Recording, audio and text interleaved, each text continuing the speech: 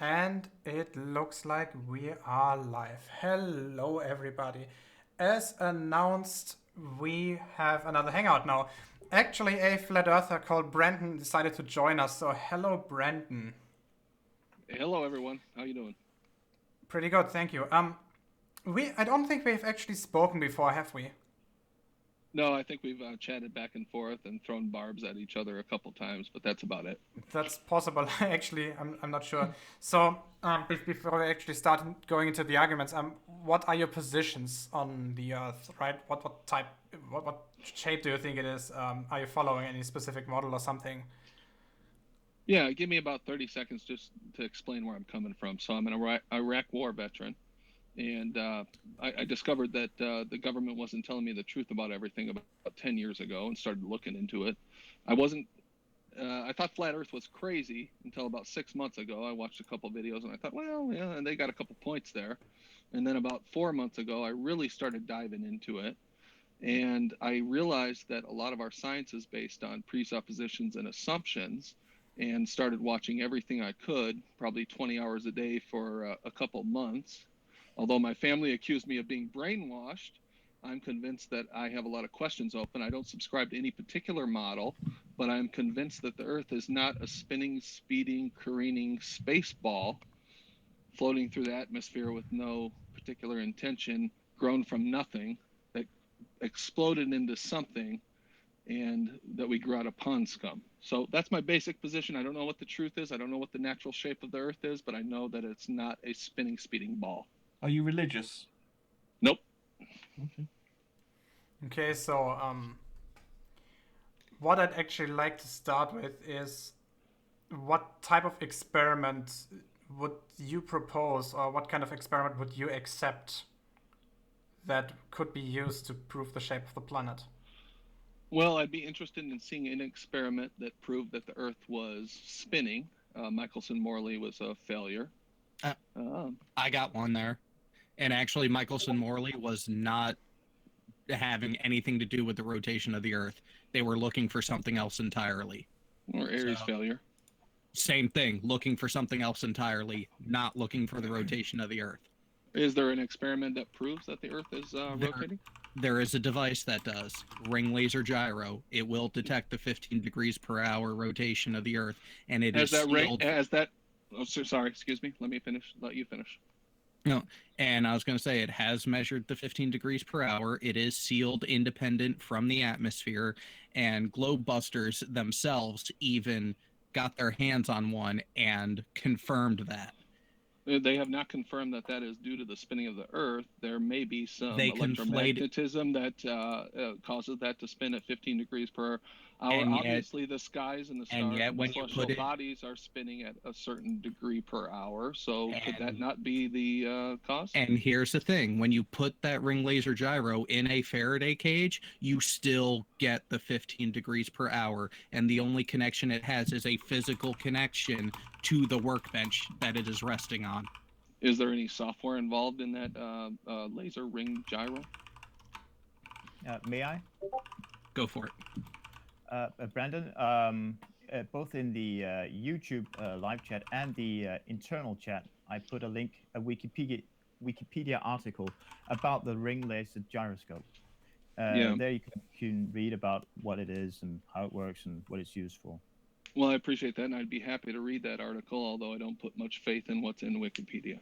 Well, that's where Wikipedia articles have this wonderful thing called sources at the bottom, where you can actually go to the source material itself. And I will sure do that. And a lot of times when I go to those sources and dig deep into it, I find again assumptions and presuppositions. So we'll see what that says, and I will that look actually into that. that actually leads to my first question, because I'm going to go out on a limb and say that you have heard of Quantum Eraser and a couple other people and their analysis of the scientific method, correct? I've heard of quantum eraser. I'm Okay. familiar with the Right. scientific method, and I do not agree 100% with everything that anyone on the internet says. Just be aware. Go ahead, though.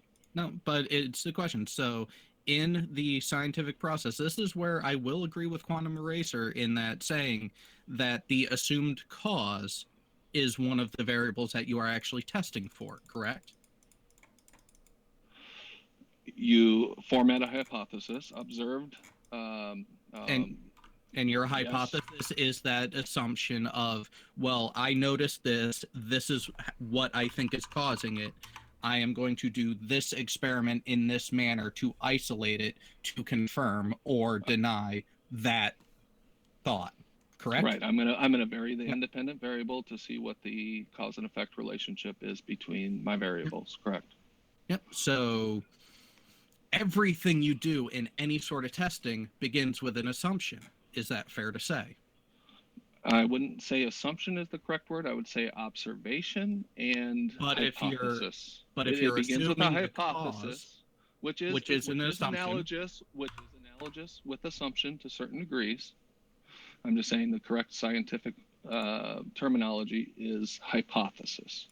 Yes, but in lay terms, understanding it is still an assumed cause. It is still an assumption. So you are starting with, well, I think it's this. Let me test that. Sure. What's the problem? Okay, I just want to point out that that's technically not true. There are some basic assumptions in science other prior to that. Just putting it out there. Yeah, there are actually 3 assumptions that Yes. every scientist has to make to actually do science. First of all, being that the universe exists. Second, being that we can learn something about it. And the third one being that models that can predict stuff are better than those that cannot predict stuff. In other words, I would agree with the first 2. I think the third, what is that necessary for? Why? Well, it's why is necessary. to Okay. assume that there's a model. Well, it's necessary because if you say, let's say the 2 first true are true, but the universe doesn't actually operate according to any rules, any logical rules. It's just like random shit. Then that third assumption would be wrong. But in order to have models and be able to make models that have some kind of predictive power, you kind of have to assume that universe operates on at least some kind of consistency. What does a model have to do with the scientific method? I don't need a model to conduct scientific experiments. You propose a model. Yeah, science constructs models. Science construct models. Yes, I understand that. But why do I need a model to conduct scientific experiments? Because you need to have something to formulate your hypothesis from. Your hypothesis is a model, effectively. Well, your hypothesis is you're saying that this is my prediction. Thank you. Go ahead. You're saying the same thing I am. Yeah, your hypothesis is a prediction based on a model. Yeah.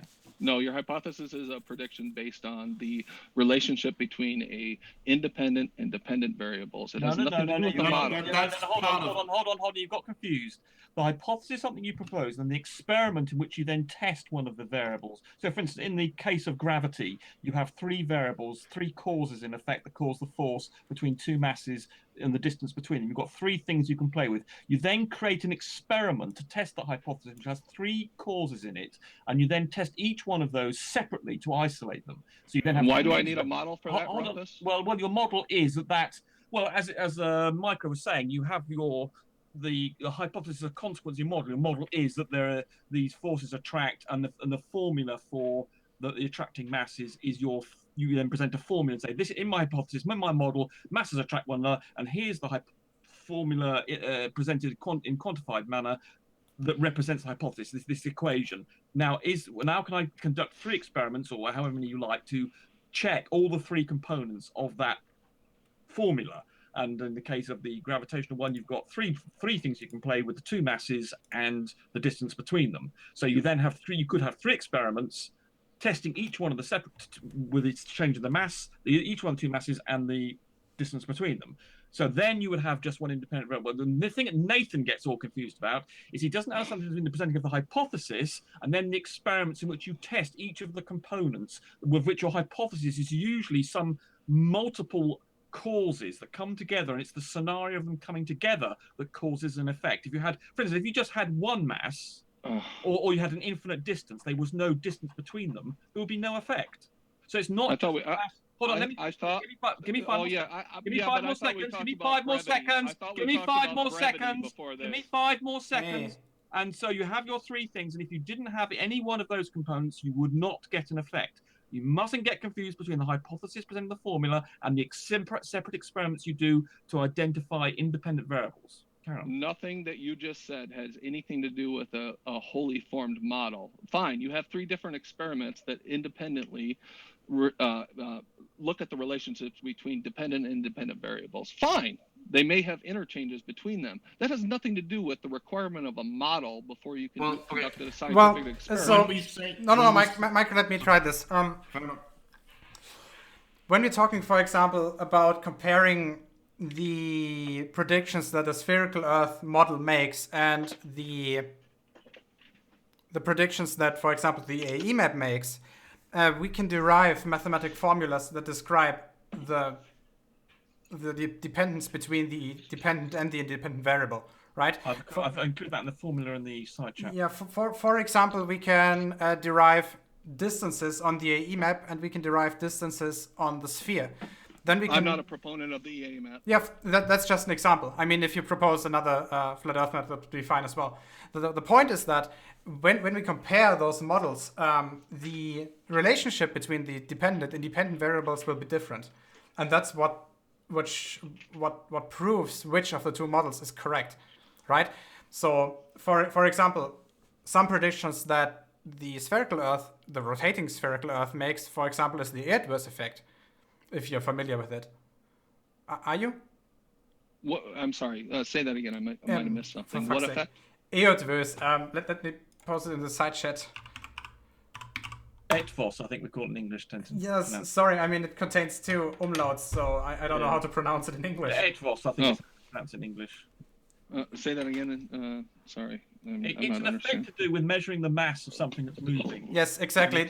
It changes depending on which way you move around the Earth. The mass of something changes. That's not correct. The mass doesn't change. The weight changes. Sorry, absolutely right. Thank you. Sorry, Joe. You're absolutely right. The weight changes. The mass doesn't change. So what happens is that when you are on the surface of a spinning sphere, you will feel a centrifugal force that's pulling you, first of all, away from the center of rotation, meaning away from the axis of the planet, and as a consequence, it will also pull you in the direction of the equator horizontally.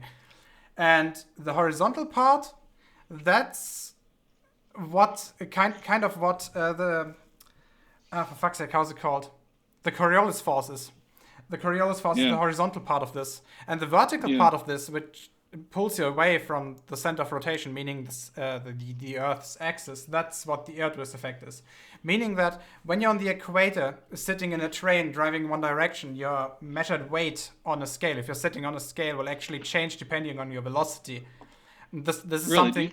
Yes, this is something. Do you have any experiments to back that up? Yeah, you can do it yourself. I've been on a train before. If I've never put myself on a scale. I mean, do you have any? The effect is only less than 1%. It's 0.3%. So it's negligible. No, it's not. You can measure it.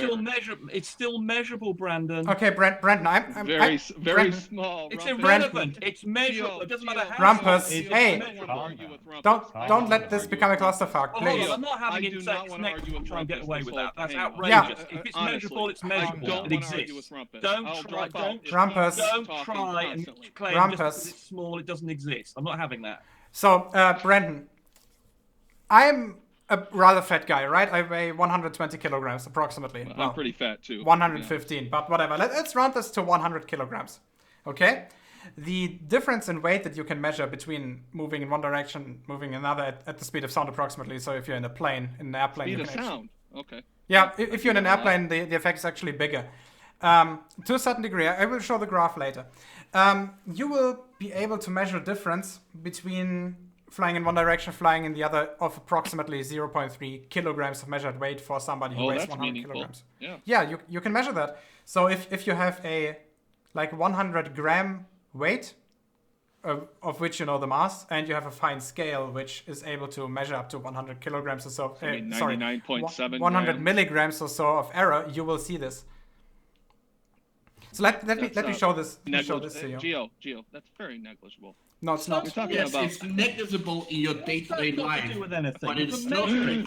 it's still Hey, measurable. you're being an No, idiot. Guys. All right, listen, hold on. Let's talk about one specific subject, the Coriolis effect. Okay. Yeah, the Edwards effect is caused by the same physical phenomenon. Right. Exactly. Right. Okay, so can you take a look at my screen? I'm actually screen sharing it right now. So All I see is your little knife. I mean, this No, idiot not seems to that say one. that That's if actually- if something's Rumpus, small, it doesn't- shut up. No, not- Brad. Rumpus, not- could Don't continue to start be claiming respectful. keeps something's talking. small, we can ignore it. If we can measure it, Rampart. it's evidence. This guy's trying to claim that something is negligible, therefore it doesn't yeah, exist. Rampus, let me try Yeah, calmly there's to some explain sort this of to a him. margin of error, Rumpus, and I will not There's continue no talking error, if there's you no keep error here, speaking. idiot. Listen, he's got to drop off or be muted. I'm not going to argue. Yeah, with Rumpus. I'm gonna Rumpus- have an actual conversation. Rampus, Brandon is actually right. You have to tame yourself a little bit here. Well, he's being a bit of a prat. Oh, for fuck's sake. So, Brandon, let's try this very calmly, okay? So, can you actually see my screen? I'm currently sharing a graph. Hold on, let me bring my computer back up, and I can go to the Hangout. I think. You can actually take a look at the YouTube stream as well. That's on there. Yeah. Hold on just a second. Sorry. Yeah, I see the screen. I'm clicking on it. Let me pause the volume. There we go. Yeah, I see the graph.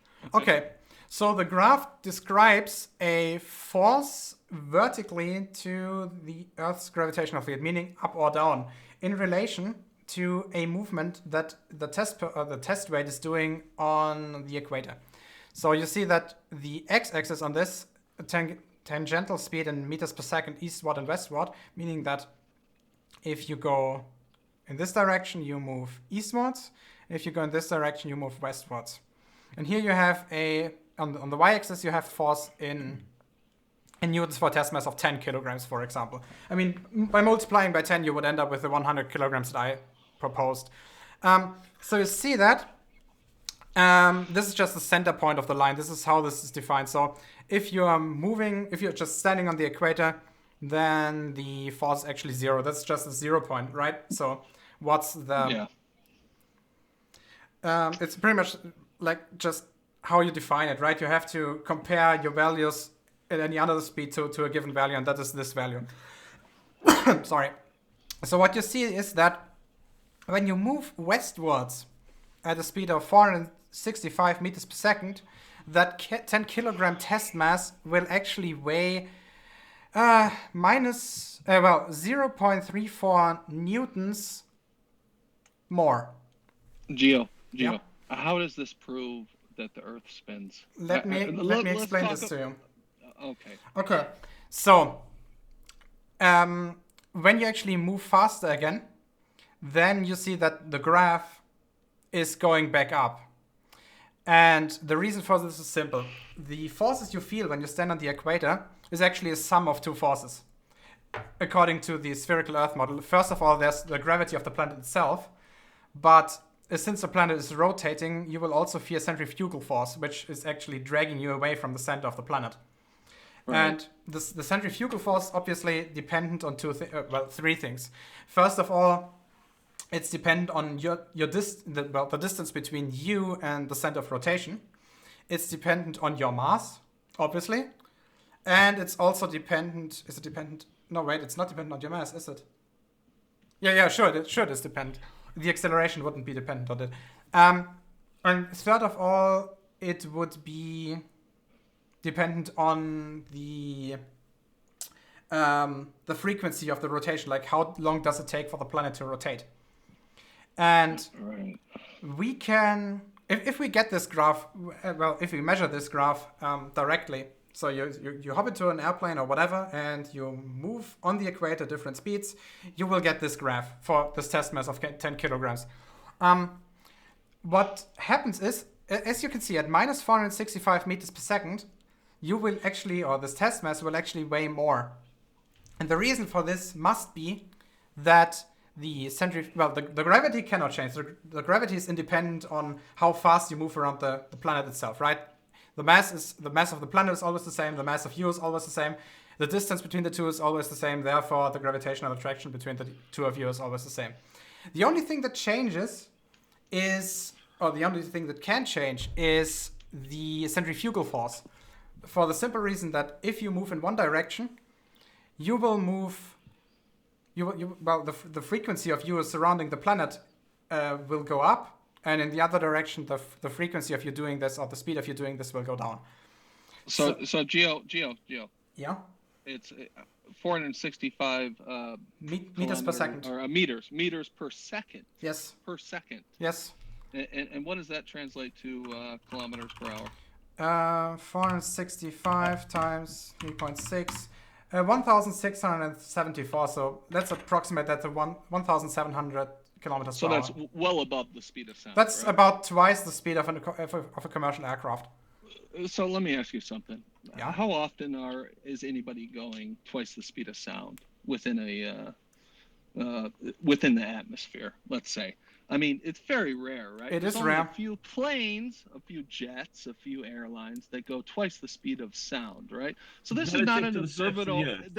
So there couldn't be any other forces or anything that could cause this change in weight to these scales. And how was this measured, Gio? No, first of all, you see the minimum is at 465. That means that even though it's hard to measure this part, you can also measure these parts. Can you see my mouse actually? Sure. So what I'm saying is this is a very minor effect. I mean, what? Stop. Hey, Rumpus. Yeah, he's right. I'm gonna lose my temper. Rumpus. I'm gonna lose my temper with you as well.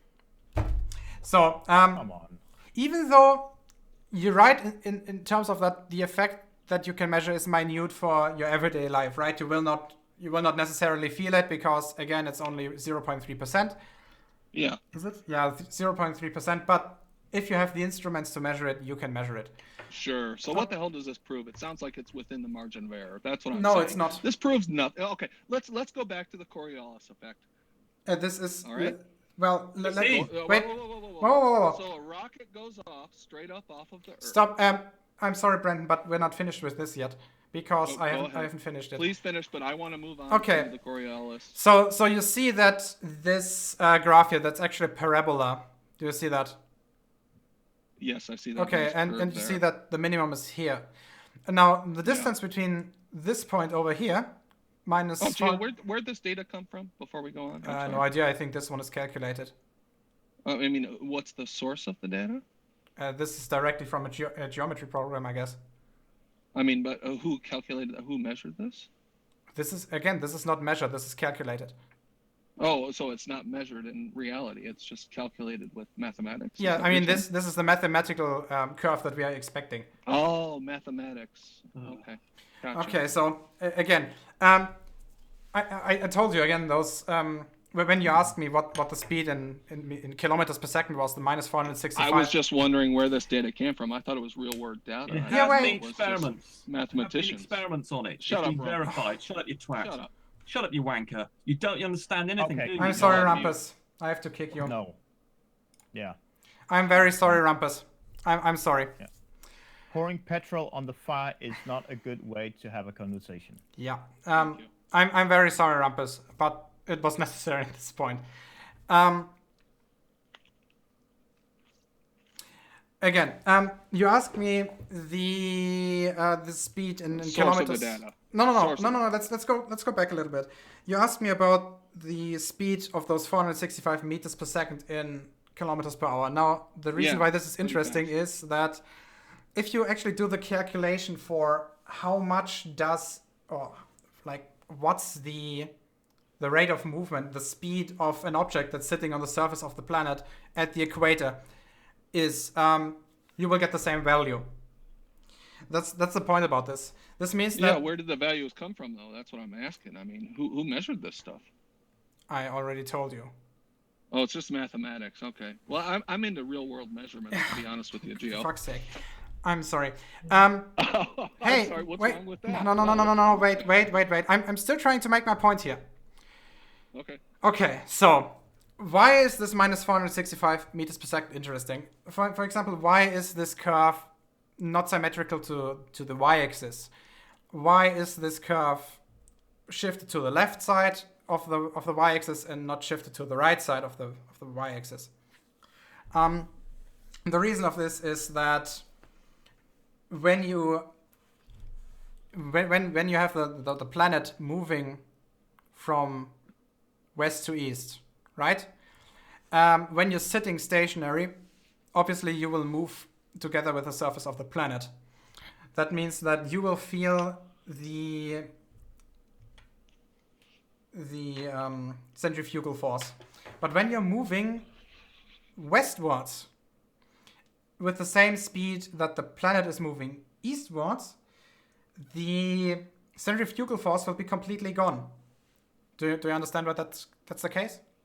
Well, I don't understand that's the case, because this seems to be based on purely mathematics and not experimentation. So I'm struggling with accepting this data, because you can't tell me where it came from besides mathematics. Hang on. Let's see if we can get to some basis of understanding, because from silently watching this interchange so far, the way it appears, Brandon, is that you are trying to go from step 1 to step 9. How you is are going trying from step 1 to step 9 saying that he's no, showing me like, something no, that's mathematics based and it hang doesn't go on. into scientific Do you experimental want the data? answer? Do you want the answer? Oh, are you gonna let me? I mean, you made you a are- assumption. You made a statement, and I responded. Go ahead.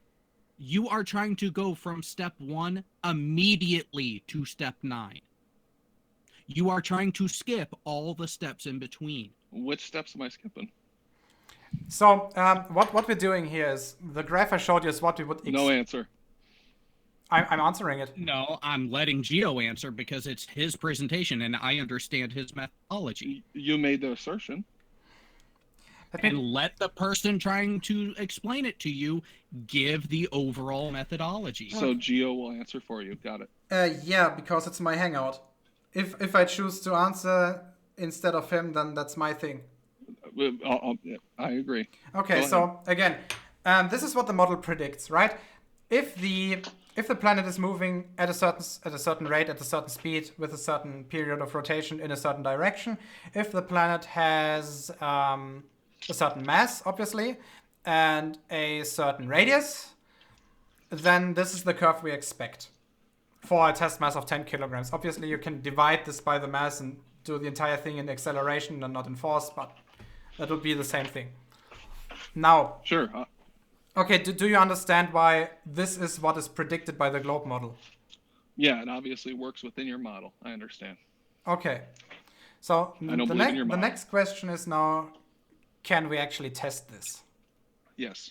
Okay. So you understand that the result or the impact of this curve is actually quite high in terms of being over the limit that we can measure it, right? For a test mass of 10 kilograms, it would be 30 grams of weight difference on a scale. 30 grams? Yeah. Kilograms? Yeah, 30 grams. Oh. Approximately 30. Say 30 that again. Geo, I apologize. Say that again. So for a test mass of 10 kilograms at the speed of sound westwards, we would expect a change of force of 0.34 newtons. That's approximately a difference in measured weight on a scale of 34 grams. Sure. Very minor. And no. So do you actually understand how accurate scales can be? Do you understand that how different forces can play into something when they're going twice the speed of sound? Can you please answer my question first? Yes, scales can be accurate under so certain circumstances. Just for reference, I'm working in the chemical lab, right? And the scales we have, you can actually, well, the more accurate ones, they have a maximum mass you can put on them of about 300 grams. And when was this done? Wait a second. And you can measure the weight of whatever you're putting on that scale to up to 1/10 of a milligram. So this is much more accurate than the error bar that you seem to be proposing. What am I proposing exactly? Well, you said before that it's in the margin of error. Yeah, it's very small. This is a very minute change going no, at it twice isn't. the speed of sound. 0.3% Yeah, isn't that much. and you've admitted that it's all mathematics based and there's no experimental data I behind didn't. it. So. What? Wait, I did not say that there's no experimental data Okay, yet. what's the experimental data behind this? Can you please show me? Sure, I think. Should be a source for this. Good. Oop, there we go. Yeah, that'd be nice. Yeah. So, I was hoping there was a direct link to the paper. Well, Geoschreiber, if you just What the fuck is take the this? first paragraph of the text in the top and just Google it, you might get lucky. You mean that one? Yeah, the one you're looking for, yeah. If you want to find the source, you might get lucky if you just. I can. If you're given the keywords, I can start looking for a paper. Just search for adverse effect. Okay. I'm surprised you guys are putting this forward without knowing what the details behind it are. That kind of surprises me. We know what the details behind it are. We just don't have a paper just straight ready. This is pretty common. Have you read the papers behind this before? I haven't Oh, personally. interesting. Apparently, Wolfie6020 has done a test of it. Oh, someone else has done it. Okay, gotcha. Well, it doesn't. To be honest, it doesn't matter who has done a test. No. If it is if it's repeatable, and it's verifiable by everyone. Have you repeated and verified this? I have not. No, I have not. No. Okay. I Has am anybody only on saying. this call repeated or verified this? Have you verified and repeated the bioavailability of paracetamol? Huh? Yeah, Have you verified and tested yourself the bioavailability of the oral bioavailability of paracetamol? No, I have not. I don't even know what that means. Well, then how do you Yeah, know it's why don't you valid? explain it to me? But you still trust it on the package. That No, it's I don't trust same, anything. That's the thing. No. That's the difference between me and you. Oh, so I you don't never- believe anything I'm told until I verify it and have scientific evidence. That's the difference. Wow. Okay. Your life must be really, really hard because you would have to check. It's not. I live in the real world. I walk on the earth. I go to work. I take care of my children. Okay. So And I don't believe anything on the television or that comes from the government, and I take care of what I have to take care of. And I look into what I have to look into. I know I'm lied to. Do you? Micro, something tells me he's never tested a microtransistor either, no. but he's still relying on it. Really? What are microtransistors a part of? Are Computers. Your computer that you're using right now. Well, then I've tested it, haven't I? No, you haven't. You have no idea. Yes, I have. No, I have it on my computer and it no, you works. haven't. Have you actually that's checked because that there's actual I've tested microtransistors it in there? for Like thousands of this, hours. I'm only doing this, and Micro's only doing this as well because if you want to reduce everything to absurdity, that's how the conversation will Well, end let's up. resort it to absurdity. Hyperskepticism ends up in this computer, kind of I turned conversation. on my phone. I turned on every electronic in my house, and it works. And you say it has microtransistors, and they work. Tested. Done. No. You're taking my word for the fact that they exist in the device you're using. You haven't tested if that's actually what's in there. That's the point. If you're going to apply hyper skepticism, you need to apply it on every level. And if you can avoid doing it on certain things, like your household appliances or the phone or computer or any computational device you're using right now, right? You need to set the line somewhere. You need to draw a hard line. Where do you apply hyperskepticism and where do you not? Because you're obviously demonstrating that you have no problems just taking words to demonstrate that something is what it's supposed to be and it actually works. Okay, so where's it's a very the hard good line? deflection from the fact that you're showing me a graph of the changes in weight or mass, whatever you want to call it, at Weight 2 and mass, times the speed of sound, and then you're bringing it back down to everyday household electronics, which I use every day, and I know they work. No, I have not ripped apart my computer. That's not testing the viability of microtransistors. I let you finish. That there's microtransistors, there's computer chips in there. I know they work. So are you telling me that there's not microtransistors inside of my computer? No, you know that something works. Okay, That's the point. You're Is there taking the microtransistors word inside my of computer? someone telling Are you they inside how my something computer? works, and it does work. But you're fine with doing that in appliances you use every day. But as soon as it gets applied to something that you, for whatever reason, don't agree with, it's completely deniable. No, Can I say and something? you're using the You're inconsistent with your application of skepticism. That's what I'm pointing out to you. hyper You're being fundamentally inconsistent. What's your Houseway, name? Houseway, What's your name? Houseway, slow What's down. your name? What's your name?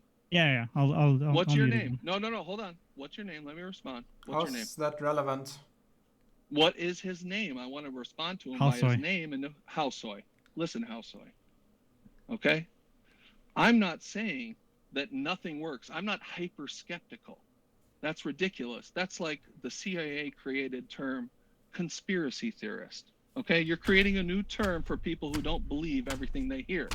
I know that these electronics work, these electronic components that you're speaking of, because I use them every day. That's very obvious. I'm not saying computers don't work. If I was hyper skeptical, I would say that insulation doesn't work, computers don't work, housing doesn't work, roofs don't work. That'd be hyper skeptical. Nothing works. I know things work. I know technology works. What I'm saying is the things that I cannot verify with my own eyes, or there's no scientifically valid information available to me for, I am not accepting as truth and fact without evidence. Okay, you understand Brandon, that? May I? May I? Go ahead. No, let House wait. respond. Stop. I wanted to ask you, Sly, before you go, if I can just reiterate the point I was making that he didn't actually respond to. Go ahead. I'll respond to it anytime you want. So the point I was making is that you're applying your skepticism in different ways. You're internally inconsistent with your application And of that's what I just skepticism refuted. depending on different subjects. So if in one case you're going to go into hyper skepticism, like in Micro's case, where like, well, okay, well, Bullshit what's the term. weight? Who did it? Where was it done? What kind of equipment? So on. Go diving into hyper skepticism, right? But as soon as it's something non-trivial, like using a computer that relies on quantum mechanics, that relies on various mechanics, that it's not something that's feasible for me and you in a home to test if it's actually true, then you don't. So there's a double standard going on. You're being internally inconsistent, and there's no hard defined line. So if you could actually draw that hard line in the sand, then people could present something to you that wouldn't be something you could apply hyperskepticism to for the sole purpose of obfuscating and being a denialist. Sure. Let me draw the hard line in the sand for you. If I can touch it and feel it and see that it works, it's been demonstrated to me. Okay, if I can't, stop right I want there. to see. I want to see scientific proof Okay, so that it works. do you Did have? somebody say scientific proof? Wait, Sly, stop. I did. Sly, yes. guys, I stop. did. Guys, stop, please. Brendan, do you have the ability on whatever device you're using to actually check the external chat? That's the one in Google Hangouts.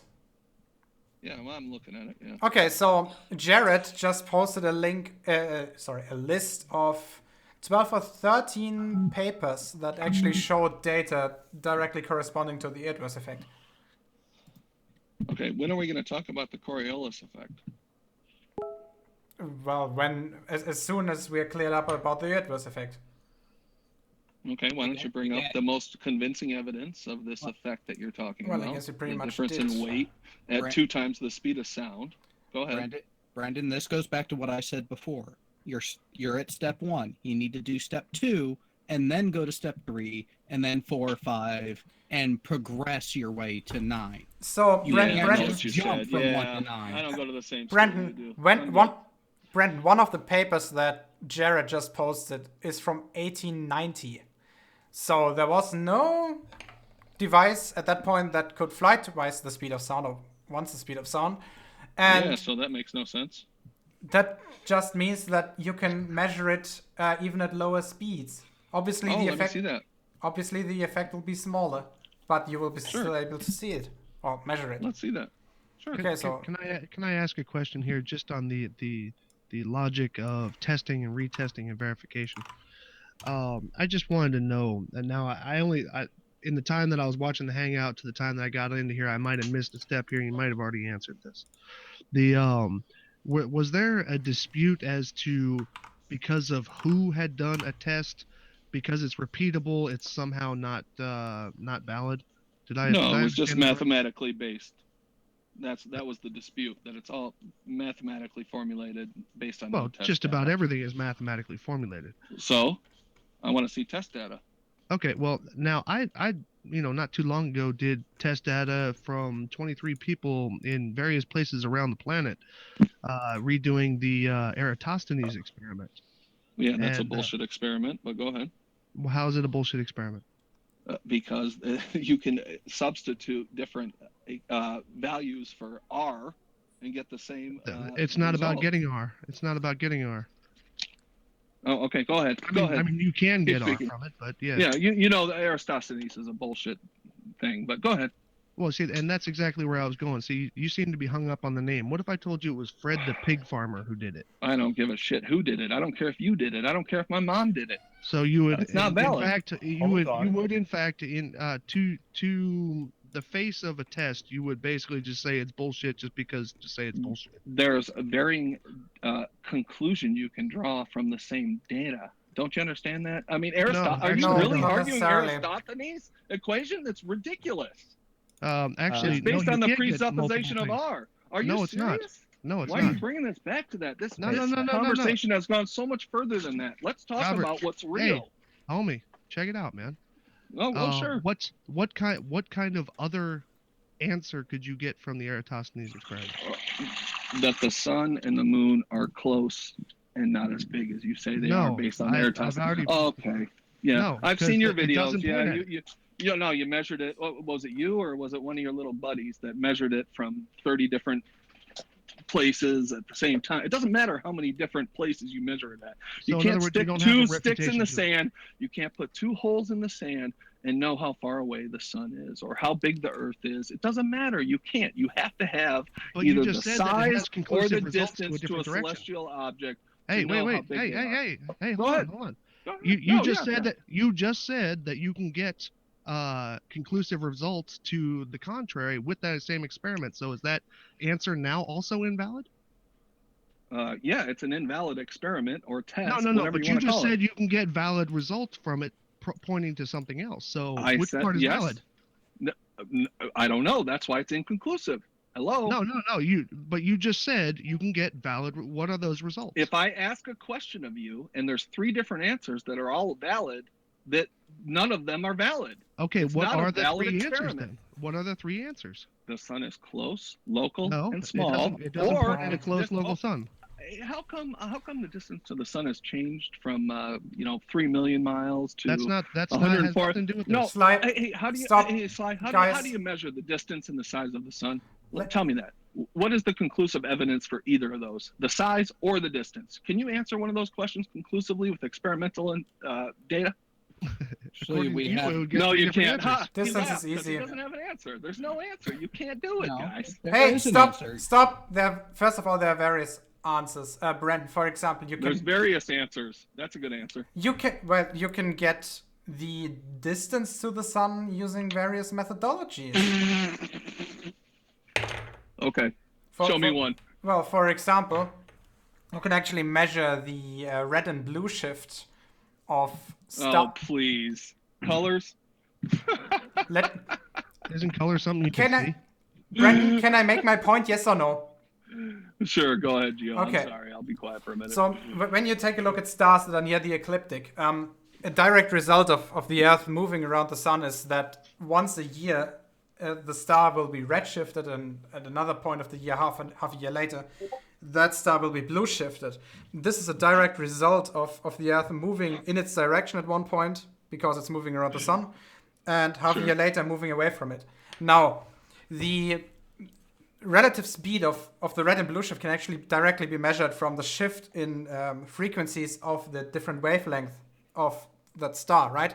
If you have an emission line, for example, for sodium, you know where it is, right? So you check for that emission line, or that absorption line actually, and then you change or you observe the star over the year and you look how far into the red and into the blue it shifts, and from that you can directly calculate the speed of the planet. And is there anything invalid I've said so far? Well, I mean, it's just ridiculous to think that you can measure anything by the color shift in something you're seeing in the sky. I assure you. I mean, once you just come down back to Earth and just think about this for a minute. You're looking up at the sky and you're looking at an object that you have no idea how far it is or how irrelevant. Big it is. But the changing color, you're thinking that you can measure the distance or the speed or the width of that object. No, just that's not what I said. color change between you and that. That's not what I said. What I said is you can measure the speed of yourself relative to that object. Whether the object is moving, whether the object is moving towards you or away from you, on average, is irrelevant. You can measure the difference in speed in one part of the year and then 6 months later, and from that you can directly derive the orbital speed of the planet. And therefore, if you know the orbital speed of the planet, and you know the rotational velocity, meaning that it takes a year to go around the sun once, you can directly derive the circumference of the orbit and therefore also the radius of the orbit. That's one methodology to do this. Yeah, that's ridiculous. Why? Okay, so what is your proof that the Earth is flat? Testable, repeatable. Show me some curvature, Sly. No. What is your question? I'm not saying that I'm not saying it's perfectly flat. I don't have a model. I don't need a model to know that it's not a spinning, speeding, careening space ball in a vacuum. What's your proof of that? Well, there's plenty of proofs of that. One is that I can't find any curvature. Can you? Yeah. Yeah, we can. Where is it? Lake Pontchartrain? No, actually, I've never been there. Okay, where's the proof, Sly? Shit, I've done it about 3-4 times on my channel. Oh shit, I've seen hundreds and hundreds of proofs that there's no curvature. And denied every one of them. Yeah, I understand that. Where's your proof? Denied every one of them? How have I denied every one of them? What is your proof you denied every one of them? Flat Earth? How do you explain the observances of places that are tens of miles away or hundreds of miles away that you can see that you shouldn't be able to see given your mathematics that you bow down to on the globe? Where do you see hundreds of miles away? What's that mountain that they see every year? I can't remember the name of it. He's talking about the world distance photo, probably. Which actually, he's talking about he's talking about Canagoo. Canagoo. I am talking about Canagoo. How can you explain that, Sly? It worked just fine on the Earth curvature calculator. No, it didn't. Really? Where's the other 8,000? You shouldn't be able to see that. Where's the other 8,000 feet? Go plug that. Bring up the Earth curve calculator. Where's the other 8,000 Bring feet up the of calculator mountain? right now in front I of know all you don't these want to people answer me. and put the numbers in. No, Sly. No, you won't bring up the Earth curve calculator and put the numbers in. But you also won't answer me. Why is it that 8,000 feet of that mountain is missing? Why can you see any of it, Sly? Why is it that 8,000 feet of that mountain is missing? Atmospherics. Why can you see any of it, Sly? Why is it that 8,000... I just answered you. Atmospherics. Why can you see any of it, Sly? There's atmospherics. There's atmospherics, Aries diffraction. There's plenty of things. So why can you see any of it? Why can you see Chicago across Lake Michigan, Sly? Guys. So, Brendan, if you just say that atmospherics is the reason, we can do the same. Oh, I know, refraction, the 7/6 R. That's beautiful. That's exactly what you just did. I noticed Mick West hasn't been around much. Brendan, Where'd Mick West go? Brendan, everything is up for toss. Brendan, after being asked by Sly why you cannot see the base of the mountain, you said atmospherics, didn't you? Yep, I answered his question. When is he going to answer mine? Good for the goose is good for the gander. He already did. If you can say no, he didn't. No, he didn't. Brendan, if you said that atmospherics is the reason without actually giving any mathematics for it, then we can do the same thing. Aries refraction, density of atmosphere, Aries zone refraction. of confusion. These are all scientific observational effects. Do you know what an aberration is? Do you know what an aberration is? Oh, that was rich. Thank you. Hey, do you know what an aberration is? No, I've never heard the word aberration. Then why are you bringing up Aries? Because it's an actual effect of the atmosphere. Why else would I bring it up? That has nothing to Oh, do an with aberration! Aries. Oh, Sly! Oh, condemnation and It's all right. condescension. You're is making yourself sound you stupid. trade. No, you trade in condensation and condemnation I just and asked ridicule. you what aberration. That's your whole story. You brought up Condemnation. Aries, and you don't know what an aberration is. That just makes you look stupid. Flat earthers are stupid. I'm Sly. That's what I trade in. That's how I make my money. Yeah. Okay. Whatever that meant. Yeah, you know that hurt, brother. Talk the truth. Yeah. You hear me hurting. Yeah, stutter, I'm in stutter, tears. stutter, stutter. Well, No. Brandon, stuttering is not any proof that he's wrong about something. I stutter all the time. But no, he's thinking about shit. Sly is full Yeah, of shit. because I actually think, dumbass. Oh, I don't What think. does I'm an aberration idiot. mean? Yeah? What does Am I an aberration idiot, mean? Sly? What No, does he said aberration I didn't mean? think. No, let's talk about that. What makes you think I don't think, Sly? Because you can't answer that question, I did. and yet you I are. said I know what using an it as your aberration proof. is. You're using it as your proof, and you can't answer Dude, with that question. You don't ask somebody what an aberration is. That's calling them stupid. Like I've never heard the term aberration before. Does anybody think I'm that stupid? You said you don't know.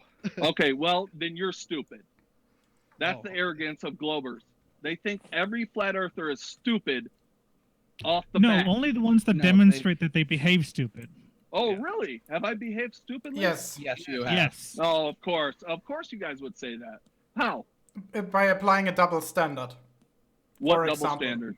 The double standard that whenever we say something, you want to see the direct sources and you want to know who did the experiments and so forth.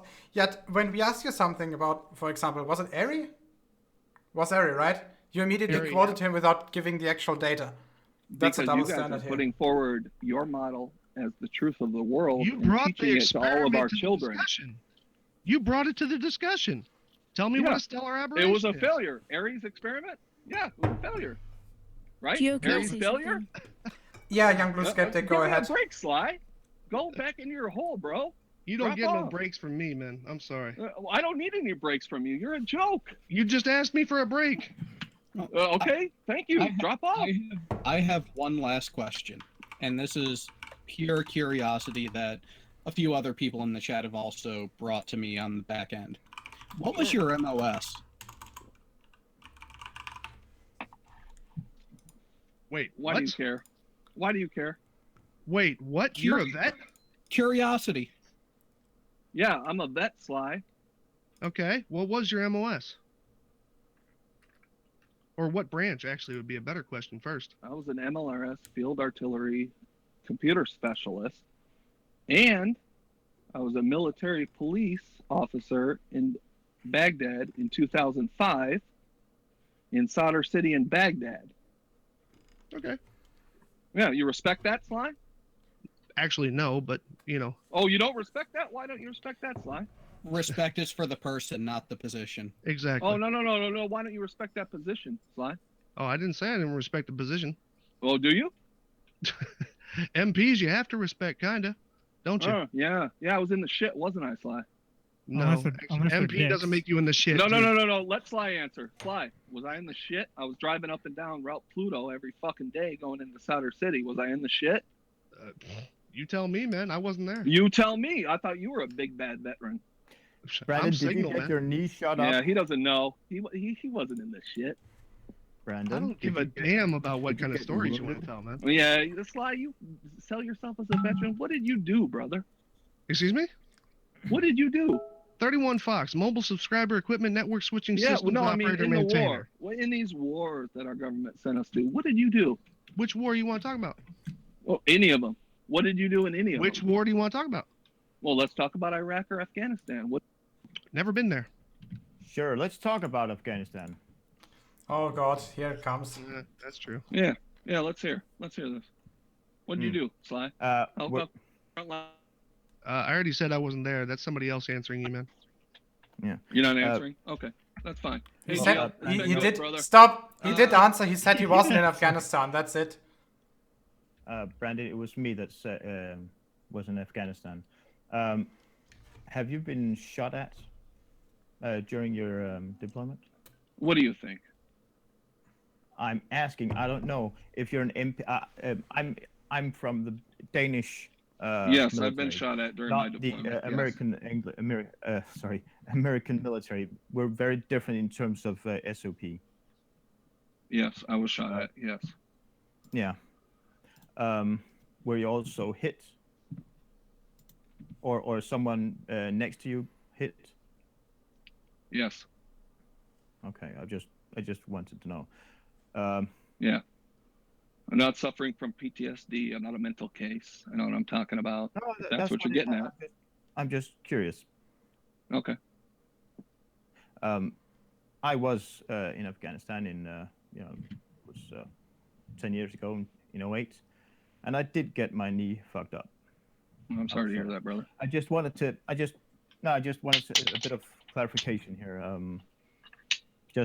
I mean, sometimes when two people on each side of the fence start arguing and get more and more agitated, both sides get bogged down.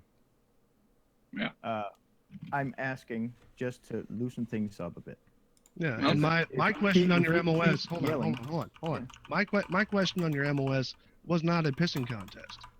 It's just that we have actually been confronted several times with people who claim to have had all this kind of military knowledge, and I was here and I was there, and you want to believe them, but then most of them turn up to be frauds. That's all I was asking. I understand, Okay, Sly. so You can look me up on the internet, man. You can. I've been on the Alex Jones show. I've been on RT. What? You can look me up. Okay, well, as far as all that goes, that is what that is. No, I'm not a pretender. So don't, it's insulting to ask someone if they're a pretender. That I took offense. No, actually, it's not. Actually, it's not. It depends on how you ask. Right.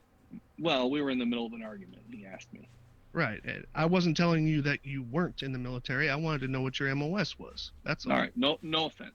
I won't take any more offense. I apologize if I offended you. How's that? It's all good, man.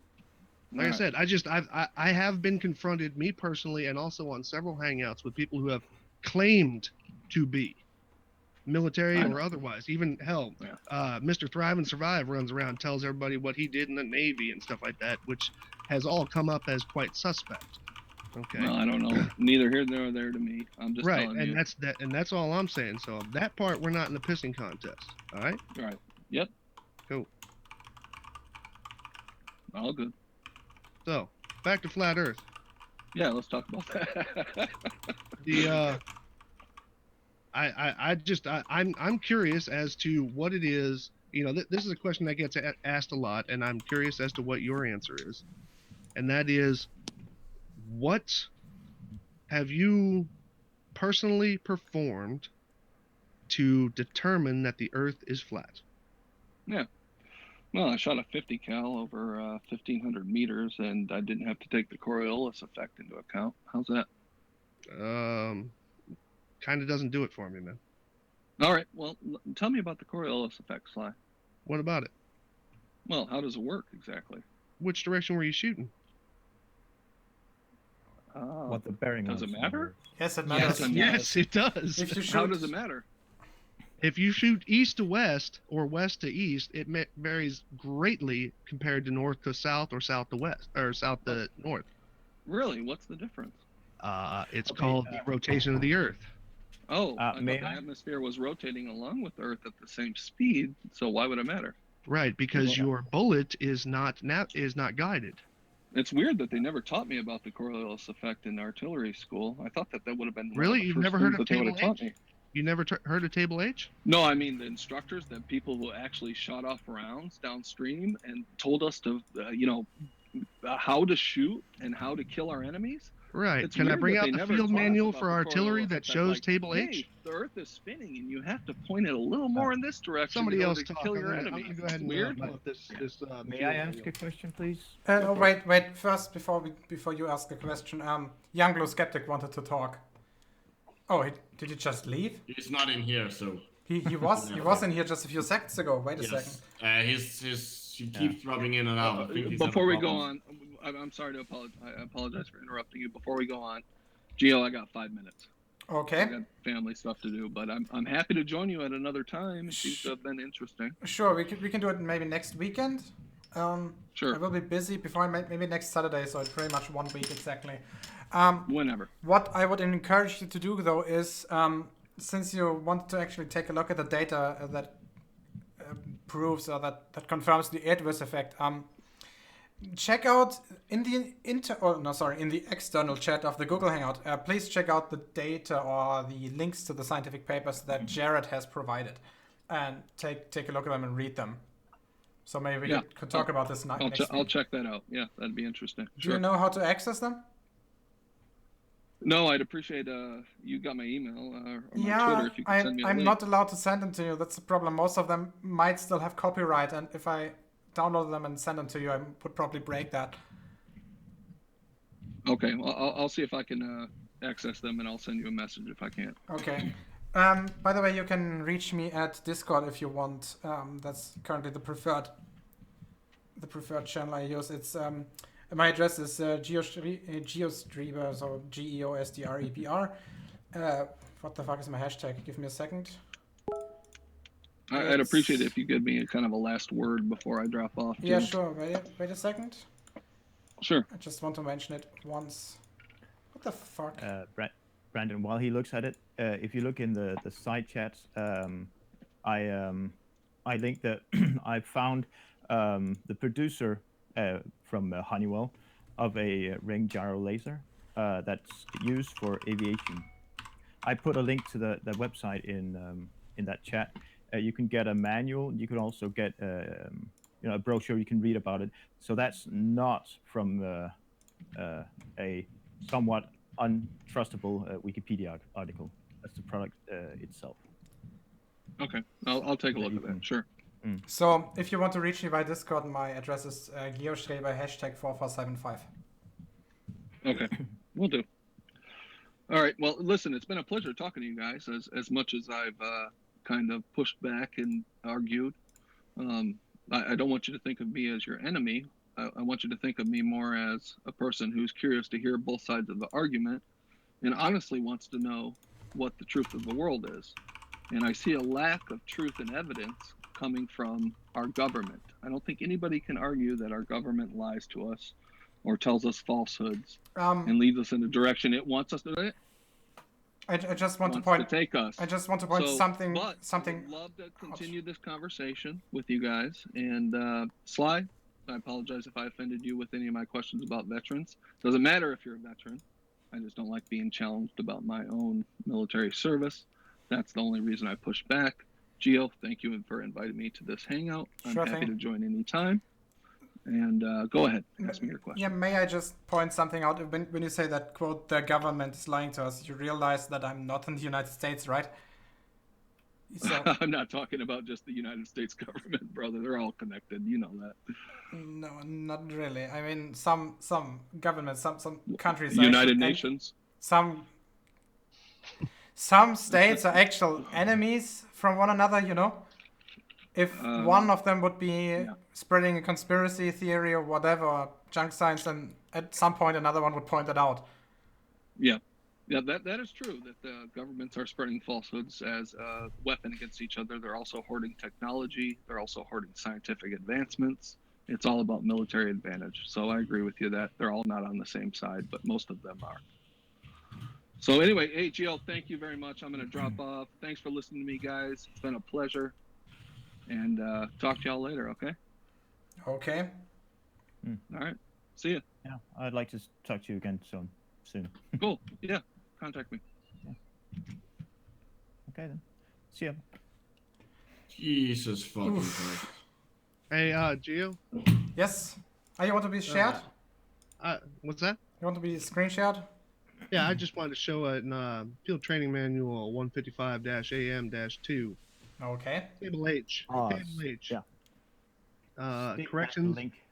Corrections to range in meters to compensate for the rotation of the Earth. This is a field manual. This is an artillery field manual.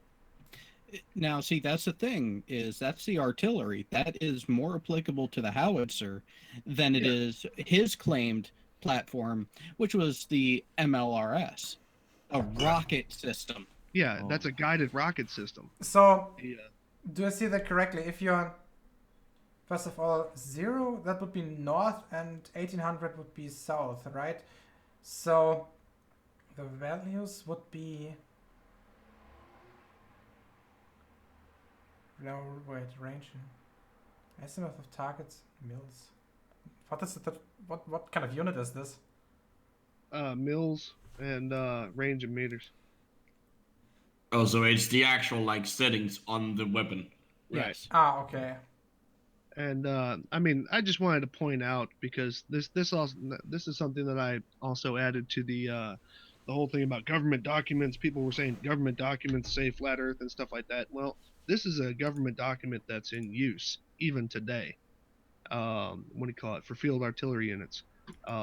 Yeah, mostly all the stuff is calculated by the computer. So the gunner and the entire artillery crew does not have to actually punch all this stuff in.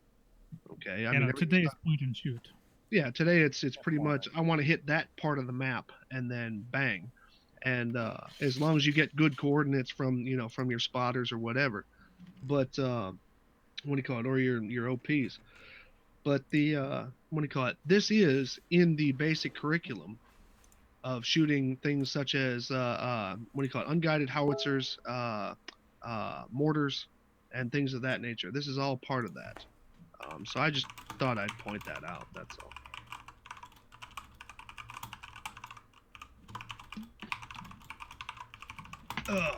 I would still be interested to know if he ever gets sick and has to take some kind of medication, if he then goes and reads all the literature and does all the tests himself to confirm that the medicine will actually work, because that's what he was implying. Or to just go down to the store and say, hey, I got a headache, give me some aspirin. I think I'm not gonna be able to do it verbatim, but if you rewind, I think his hard line that I asked for was, if I can see it and if I can feel it and if it works, it's good enough, or something to that effect. The problem with that is that then we go back to your example with a computer. That if the computer works doesn't mean that it works in the way that he's told, that you told him. No, it doesn't. Hmm? Which is the point, right? Oh shit! Sorry. So some things, us mere mortals that don't do computer science or deal with quantum mechanics, have to just take as gospel, because there's no way we can actually test it for ourselves. Hmm. But if he's fine with being able to see it, touch it, experience it, and it works, he can actually do repeat experiments of something like the Eratosthenes. But remember, use that's 3 sticks. bullshit. All right, yeah, but it's bullshit if you use 2 sticks. But use let's use 15 sticks. See what results you get. Right. I know it has that name on it, so it's bullshit. All right, yeah, like Foucault. Which Foucault? There's only one, and there's only one Foucault. Remember, there's only one. There isn't 2. No, there's only one. Yeah. There can be only one. Only one. 2 Foucaults enter the ring, 1 will leave. 2 Foucaults enter the ring, 1 furiously masturbates. But something I want to make sure that is clearly understood in the live chat. When it comes to the MLRS and Coriolis, it is less affected by it because it is a powered flight of the projectile. It's not a true ballistic trajectory the entire time like an artillery shell. Not a cannonball. Yeah, exactly. Yeah. So it still has some correction required, just minimal, especially when compared to a howitzer. Basically, it's make sure you're pointing at the right azimuth. Yeah. There's isn't there also the fact that, like, if you have a target that actually explodes at the end, Like it doesn't like the difference only really becomes important once it's out like some degree away from it where the explosion won't hit it. Well, yeah. So if you're using an explosive warhead, you don't even have to hit it dead on. You just have to be in the effective range. And in that case, there would, in an actual battle situation, it would be stupid to start doing the settings to get it exactly right, because that's just wasting time where you can get shot. Yeah. And what's really bad about all this is I'm a fucking Navy guy and I know this. Sly, was it the table H you showed, right? Yeah, table H. So, what's actually the time for those projectiles to hit the target over those distances? You'd have to ask an artillery guy. Are we talking about seconds or? It really is entirely dependent on range, but yeah, you're talking anywhere from. Technically, you can always be talking seconds, you know. Well, yeah, but you're. Well, you have range versus angle versus power. The actual power that was done. I mean, let's put it this way, Gio. There's no real specific on range as far as that goes, because you can shoot a cannon straight up, well, almost straight up, and hit the other end of a football field, probably like about a minute and a half later, or you can do a direct fire and shoot directly at it and get it in less than a fraction of a second. Yeah, but obviously you're trying to use whatever trajectory is fastest, because whatever thing you're shooting at will have the least time to move, right? That's not always true. If you're shooting at a static target, obviously it's not moving. The what do you call it? And plus, if you're trying to get over things, terrain or buildings or whatever and stuff like that, that's also obviously a consideration. All right, yeah, that's true. Obviously, the maximum amount of speed that you would get out of this is the explosion speed of whatever charge you're using in the cannon. I mean, you could stand at the river and try and shoot the stadium through all the buildings if you can make it through it, but it's just probably not very successful way of doing it. Depleted uranium shell with a timed explosive on the back end. That would be the shit, man. So one thing completely different. There has been some requests in the side chat to actually do a hangout in German. Wieso? I don't know. Warum? Good question. So to the side chat, if you're actually in favor of this, please press the letter 1, so I can see how many people would actually like this. It needs to be the German letter 1, though.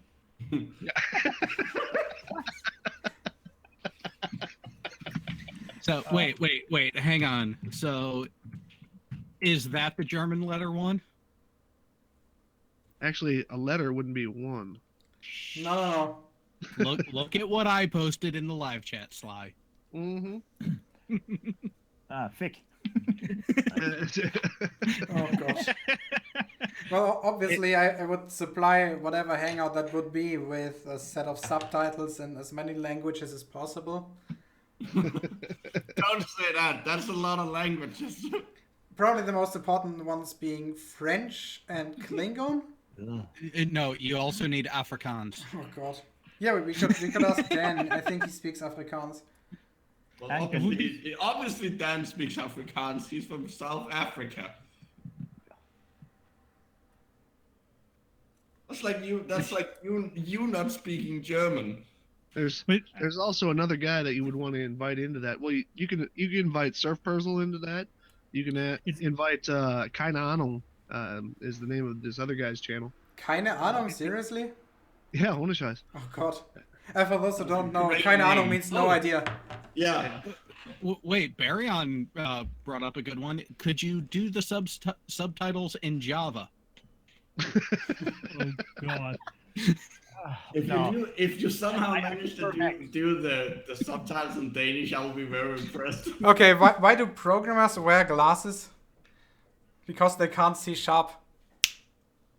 I Nice. fucking hate you. I fucking hate you. God damn it. Oh, That- Saul that Goodman. works I for, would love to have Caesar on my channel. Well, that sounds wrong. I would like for him to join one of my hangouts. That would be hilarious. Ooh, Cesar. Yeah, Caesar. Wait, but what would you be doing in this He's a German German hangout? He's a German flat earther. Oh, so you could actually do a German thing. Yep. You know what? With all the technology the world has to thank from Germany, it's almost embarrassing to say that there's German flat earthers. Yes. Mhm. Well, I you mean- know what's even worse though. Hmm. Considering Hemisphere. how much comes from there that's of really good benefit is the fact that Islam exists. Just saying. Well, yeah, but still, the or even more absurd is a Southern Hemisphere flat earther. Oh, Feno 3000. Yeah. Astro Tony. I think you're talking about Tony Kozitz. I actually haven't spoken, or I don't think I've actually had any contact with him, and I think the same applies for every other German flat earther, right? I'm not familiar with their scene whatsoever. But yeah, if they want to join, sure. Hey, Gio. So are we gonna do the crazy, now dead Nazi guy? No. No. No. That's actually something more for. I think that's maybe more for Rhetoric and Discourse. So Yeah, but we for need to those, find a way to actually have subtitles for him. yeah, for those who are not aware, there is a Fucking hilarious. how do I how do I describe him? He's like a esoterical conspiracy theory Nazi. Imagine Alex Jones, but he's a Nazi. Yeah, and he looks like fake Hitler on a and German budget. and believes in magic. His name what fuck was his name? I am Axel Stoll, Dr. Axel Stoll. Yeah. Yeah, that guy. Is his pronunciation clear and well articulated? Yes. Well, YouTube does have the more or less instant captioning. Yeah, both there actually is subtitles available. The problem was just that last time when Rhetoric and Discourse tried to talk about him, he had some problems with his streaming service that didn't show the subtitles. But obviously we could do it here. That's no problem. So, guys, I got a couple of things I gotta do. Yeah. Yeah, Yeah. so thank you, Sly, for joining. Yo, ciao, ciao. Servus. Ja, Wiedersehen. Yo. I know, Kion Orei, you cannot speak in fake German. So, Majas Moisedorf, yeah, he's not called Axel Stolz, he's called Axel Stoll. S-T-O-L-L am Ende. Check him out on YouTube. There's a 3-part video series of a talk he gave. And, yeah, that was embarrassing. Yeah, I'm just laughing because I know I've seen part of them and they're fucking hilarious because he's just like, he's nuts, but he's also a Nazi. So it's like, he's a Nazi. yeah. Nazi nut. Yeah. So Naughty yeah, Nazi. check that one out if you dare. That's painful. So it's conspiracy theories and magic, but it's also always the Jews. Yeah, but he's also talking about spacecraft and Nikola Tesla and going to Pluto and back and Yes. And the electric Jews. shoes. And what? No, like this guy's really super weird. Well, was. I think he's dead, isn't he? Yeah, he died a few years ago. May he rest in pieces. Dear. Okay, so Young Blue Skeptic, I'm very sorry that you didn't have the chance to talk. What is it you were gonna ask the Flat Earther whose name I have forgotten? Toy something. Brandon Toy, exactly.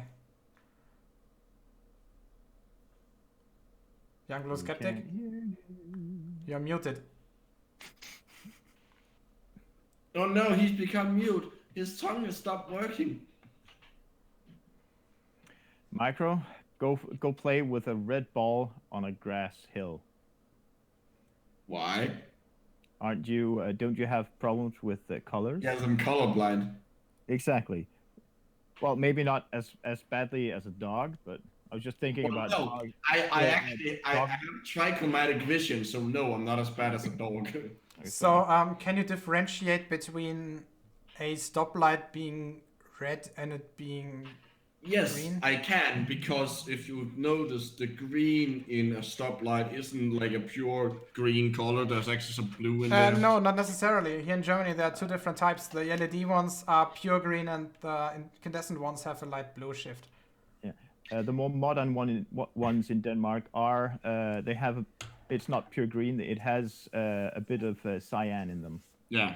Well, and I've actually brought that question up before and to someone, and another thing they pointed out is actually relative position. Yep.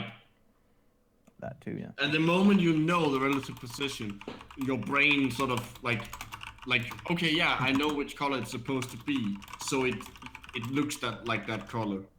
Like once I'm told, like often when I'm told what colors which part is, as long as I keep looking at it, I will see the correct color, and the more I look away, and for the longer, the more difficulty I will have bringing that back. Color blindness is fucking weird, because it screws with you. Like it lets you know just how weird, like how fucked up your perception actually is.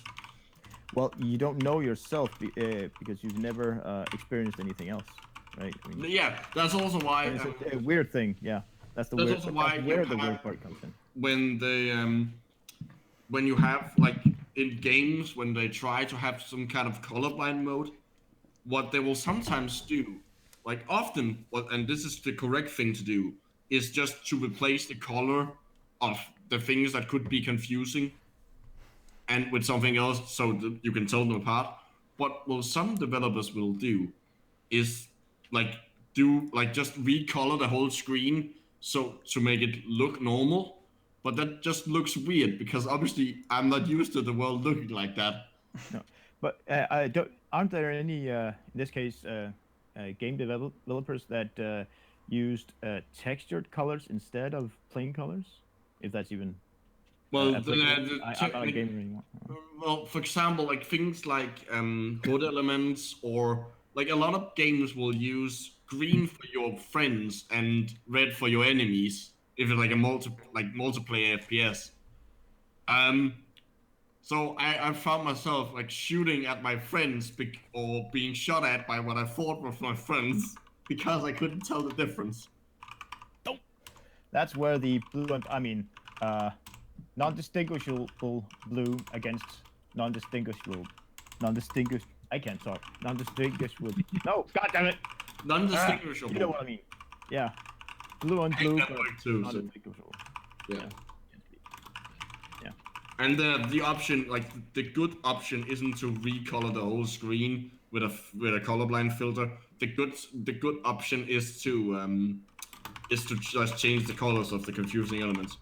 Oh yeah, except for those who are completely colorblind, I would imagine that there are. No, you can if you're completely achromatic and just like seeing like black and white. Yeah.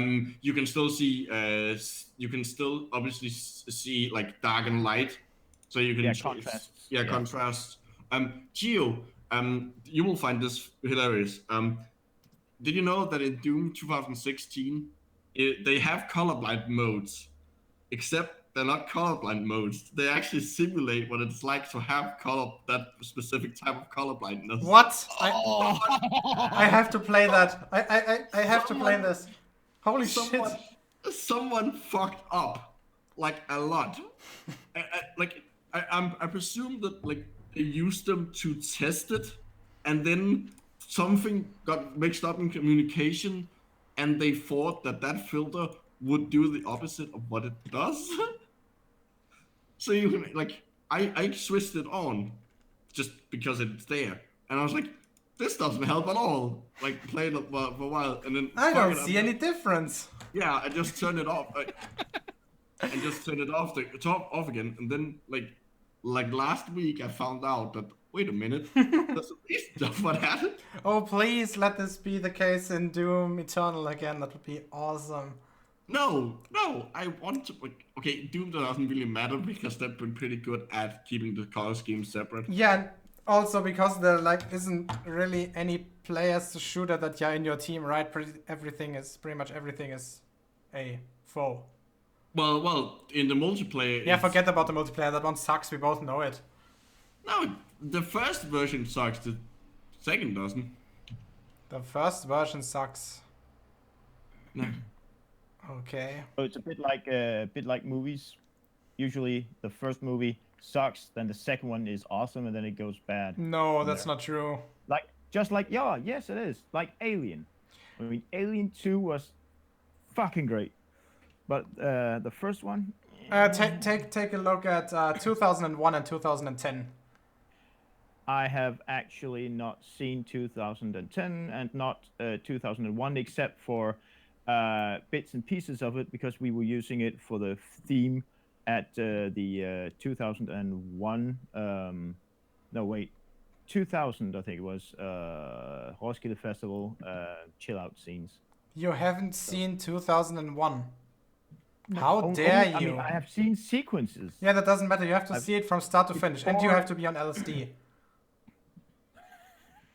Oh, thanks.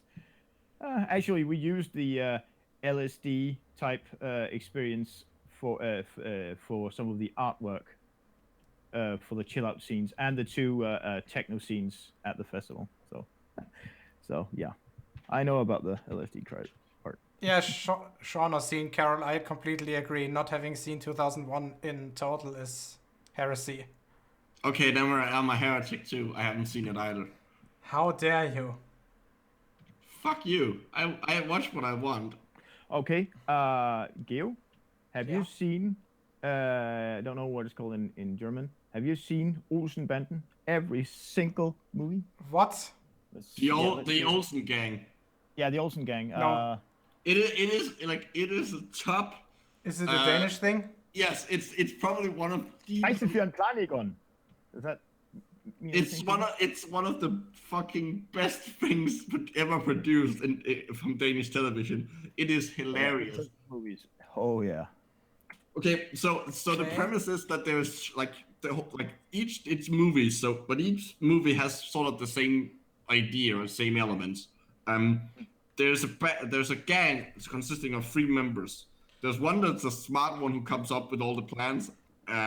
One that's I'm not even sure what to count the 2 others at. They're more like they're henchmen, sort of. They have others more like practical jobs. Gø og Gogge. Think of Laurel and Hardy. Yeah, something like that. Yeah. But all of the plans always involve really, really ridiculous things. There's a scene where they have to get a suitcase from someone who's watching a concert. And in order to get to the suitcase, they have to go through all the rooms, where a bunch of rooms where all the doors have been sealed in increasingly ridiculous ways. So it's boards with nails in it, and then concrete and stuff. And they have, in order to not be discovered, they have to do it in. They have to choreograph it. Yeah, choreograph it to the music. So one of them will be reading through the looking through the notes, the musical sheet of the concert, and then giving instructions for the others to when to pull nails and blow dynamite. That sounds awesome. It's hilarious. Hold on, I put a Wikipedia article in both chats about these movies. By the way, Micro, you have to help me design a thumbnail for the hangout we're currently hosting. Oh yeah. You saw that I renamed it to Toy Story. Yes. Okay, this I'll post a link here. This is only part of it. I'm not sure why the whole thing isn't up there. The whole thing isn't on YouTube, but this is part of it. Yeah. Okay. Well, designing something with this shouldn't be too hard. We should just be able to take the Toy Story logo and edit it. Yeah, let's do this maybe tomorrow morning, even though I have to write something for my master's thesis. Well, considering that I'll probably will probably be asleep tomorrow morning, then no. Okay, then I'll just start, and whenever you think you might have some time, then tell me. And oh, did you just find the? No, Micro. Did you just find the YouTube clip I wanted to? Yes, you did, you bastard. Damn it. I said so. Oh yeah. But it's not the whole thing. That's the annoying part. This is one of the great ones. Okay, Gio, can you take a look? You don't have to show it on piped audio. We just want to hear your reaction to it. Well, let's see. Is it public? No, it's not public domain. Darn it. Of course, not public domain. No. What is it called? The synopsis for this long sequence that they're in this the Royal Opera House, I guess you would call it. No, the Royal Theatre. It's the Royal Theatre, yeah. Yeah. The doors, the walls, and all that they have to break through in order because to the different kind. It's between the different departments. You know, you have the costume department, you have the the stage technician department, you have the electrical department, and so on and so forth. And they all hate each other. Absolutely hate each other. Yeah, that's the synopsis. And as they progress, the bandmaster also has a usual problem, if I remember correctly, with the band themselves. They're not exactly on the same wavelength. They don't like each other that much. But during this concert, it all changes. And obviously, for example, when they blow up the dynamite in takt with someone beating a drum, like the guy's like, "Whoa, it sounds really good today." Yeah, I mean, it's a must-see film, and actually, all the films have been massively popular in Germany, Norway, Sweden, Finland, probably many other countries. But yeah, Norway even made their own version of it. Oh yeah, that's right. I've probably seen clips of them, but yeah, it is they are must-see movies. Okay, yeah, I'll take a look at them as soon as I have time for it. The one there's even a one with a theme based on the Second World War, or bunkers from the Second World War. Where they find Nazi memorabilia in a bunker in Jutland. On the West Coast. Yeah. Why would you find them in a bunker when you can find them in your grandfather's apartment? Yeah, no. We're talking about artillery shells. Oh, that kind of. Same question. But again, it's something you have to see. Sure, I will. Just send me any links. Are the complete movies available somewhere online? Probably. Let's see. What is this? Oh, you could. Okay, I'm in Denmark, of course. I can rent at least one of them on YouTube. Yeah, but then the question is if Gio can do that. Yeah, exactly. Let's see. I just put it in that chat and that chat.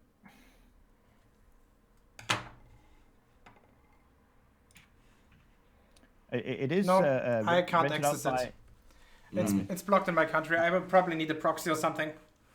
Well, I do have Unblock US, and it is legal. Yes, it is legal. Well, at least in Denmark to use it. No, it's not legal to use in Denmark, but it is not illegal. There's a difference. Yeah, the gray zones. Those are the best zones. Yep. Okay, but I think we're actually gonna wrap this up for today. Yeah. So for those 114 people who are still watching for whatever reason, thanks for joining, and I hope that I might get Brandon to join another one of my hangouts, maybe next week. I don't know. Can't promise anything, at least yet. I'd probably announce it as soon as possible if a date and time is agreed upon. So again, thanks for joining. And for those people who are actually in the call, so Bo, Jared, and Micro, to you too, thanks for joining. Okay. So see you guys.